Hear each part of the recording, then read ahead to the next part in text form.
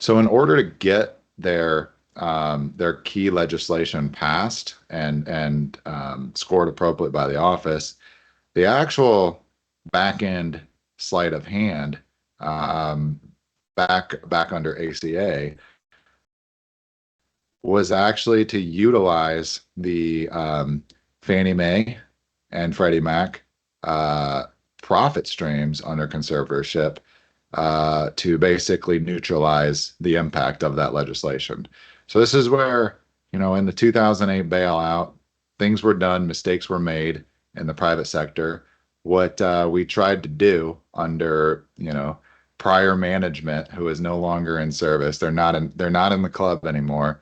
And these are those, the uniparty factions that are gradually losing power in Washington, D.C. I've been talking about earlier.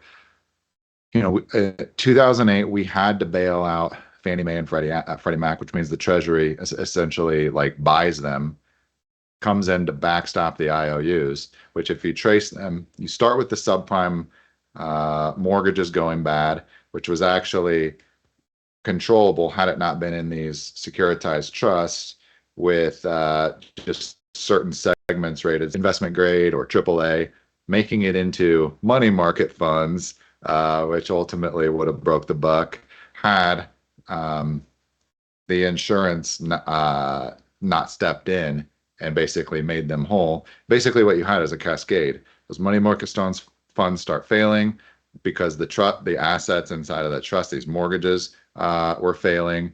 Those backstop to their private market insurance provider, which was, if you all remember the headlines, AIG, which then goes to the next risk counterparty when AIG is insolvent. You go to the banks. You see the banks had to accept the bailout funding, which ultimately went to the backstop of Fannie Mae, and then Fannie Mae is where the buck stops. So the government just comes in, essentially just like literally just puts it in conservatorship, which means it's not quite owned, but it's like just call it within the transaction. And it's like, when Britney Spears is no longer able to manage her own financial affairs, it's the same thing. Her dad takes over. Just use that same analogy. Fannie Mae becomes Britney Spears. Dad is the U.S. Treasury. Treasury's in charge, and it was never there was no agreement up front how this situation was supposed to develop over time, right? This was basically an emergency scenario. It had to be done to keep the financial system from basically collapsing upon itself, literally from within.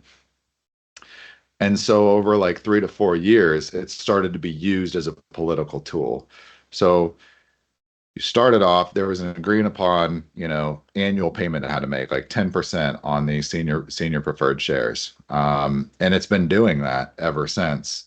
But then you saw other tweaks during the second Obama administration, where say, okay, no, we're going to do things like use those profits, assume that you're going to get that every year in perpetuity, instead of just like setting it as a situation like we're going to figure this out and try to get Fannie Mae back to a public-private partnership, back to the original model. You assume no, we're just going to leave it here within as kind of a warden of the U.S. Treasury, and we're going to use that to fund our other legislation. It's very similar to what's going on with the confiscation of Russian reserves. Right now, they're frozen. They're sitting at banks. They can't be used, and you see some politician who says, "Whoa, whoa, whoa, whoa, let's use the interest income on those Russian reserves." It's like let's borrow against that. Let's fund our existing program, our defense efforts, whatever. Like use those assets. It's a very similar, I guess, just bait and switch, stroke of the pen to accomplish a political agenda or some action, new spending measure.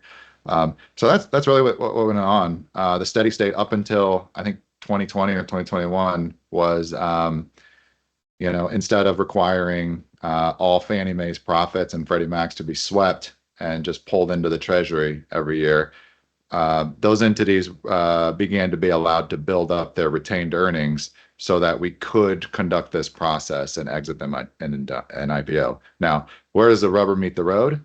Once these things are back out and they have the capital base to underwrite guarantees on, conventional conforming 15 to 30 year, long-term fixed rate mortgage borrowing for the American home buyer, that is actually a massive step for for growth in the U.S. economy, and the prospects for these younger generations who are extremely disillusioned.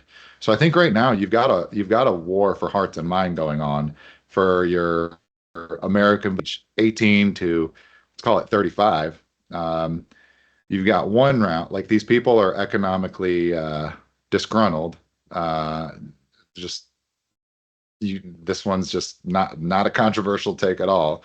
And there's two routes in front. There's two choices on the table for these people. It's either what the White House is pushing for with successfully sending out this Fannie Mae IPO, getting mortgage rates down. As you know, we didn't talk too much about sovereign debt markets today, but U.S. Treasury government bonds are the only like G7 country, like European, China, Japan, whose 10-year rates are lower right now than they were at the beginning of the year. Like everybody else, rates going up, 10-year down.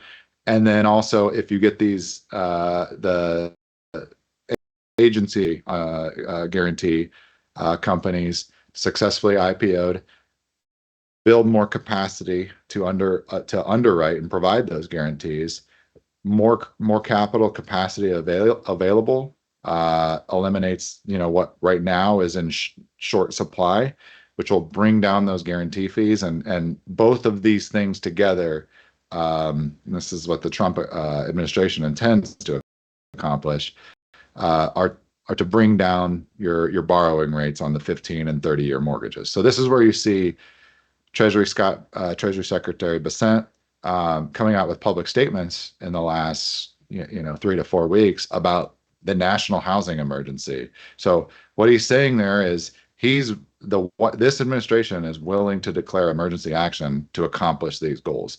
So this budget fight, what this shutdown is all about, this is your, in my opinion, Custer's last stand to keep these ACA spending programs on the books. Once those are cleared, like this is your final appeal on these. Once they're lost, that era, it's done. If you remember back to 2018, 2019, the repeal and replace Senate vote where John McCain, like a true grandstander, comes out on his last legs to give the thumbs down and get the shock photo out there for effect.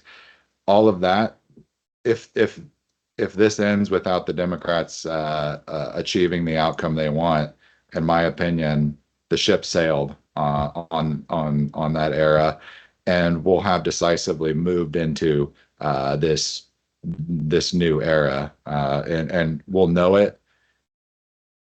We'll know it. The ship has left the harbor if and when this Fannie Mae IPO goes off successfully.